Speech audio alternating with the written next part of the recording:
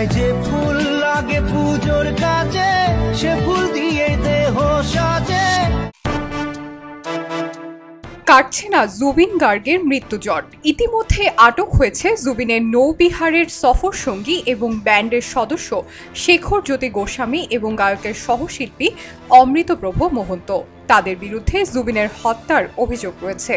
তদন্তের সাথে সাথে বেরিয়ে আসছে চাঞ্চল্যকর সব তথ্য।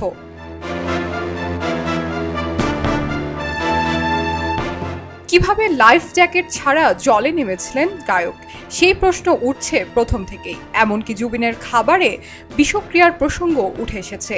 এবার জানা যাচ্ছে সিঙ্গাপুরের হোটেলে জুবিনের ঘরে প্রবেশাধিকার দেওয়া হয়েছিল দুই অচেনা ব্যক্তিকে।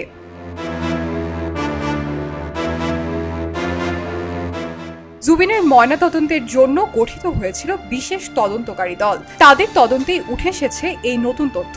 জুবিনের হোটেলের ঘরে কিভাবে এই দুই আগন্তুককে ঢুকতে দেওয়া হলো, এরা কারা, এমন নানা প্রশ্ন উঠছে। জানা যাচ্ছে জুবিন ছাড়া এই ঘরে প্রবেশ করার জন্য চাবি ছিল তার ঘনিষ্ঠ সহায়ক সিদ্ধার্থ শর্মার কাছে। তাহলে কি তার সাহায্যে এই দুই আগন্তুক ঢোকেন গায়কের ঘরে? সিদ্ধার্থের দাবি নর্থ ইস্ট ইন্ডিয়ান ফেস্টিভ্যালের আয়োজক শ্যাম কানু এই অধিকার দিয়েছিলেন দুই আগন্তুককে। আবার শ্যাম কানুর দাবি সিদ্ধার্থের সাহায্যেই ওখানে ঢুকতে পেরেছিলেন দুই আগন্তুক। জুবিনের মৃত্যুর 24 ঘন্টা আগে তার ঘরে এসে দেখা করেছিলেন দুই আগন্তুক।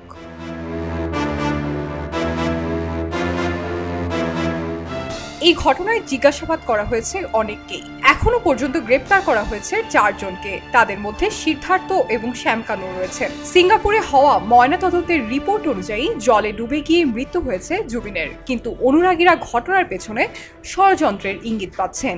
জুবিন নাকি জলে ভয় পেতেন, তাহলে কেন লাইফ জ্যাকেট ছাড়া তিনি নামলেন, সেই প্রশ্নই উঠছে বারবার। অনুরাগীদের সন্দেহ জুবিনকে জলে ডুবে যেতে দেখেও সঙ্গীরা তৎপর হয়ে বাঁচানোর চেষ্টা করেননি।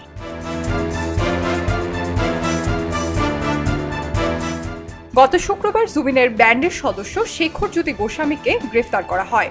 শনিবার অভিযুক্ত শেখর জ্যোতি এক নতুন অভিযোগ করেন। তার দাবি, নৌবিহারের সময় জুবিনের মুখ থেকে ফেনা বের হচ্ছিল।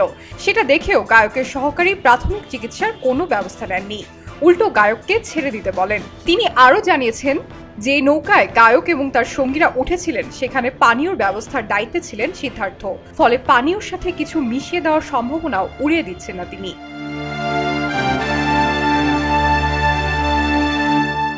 দিন শেষে প্রশ্ন একটাই, এটি হত্যা নাকি দুর্ঘটনা?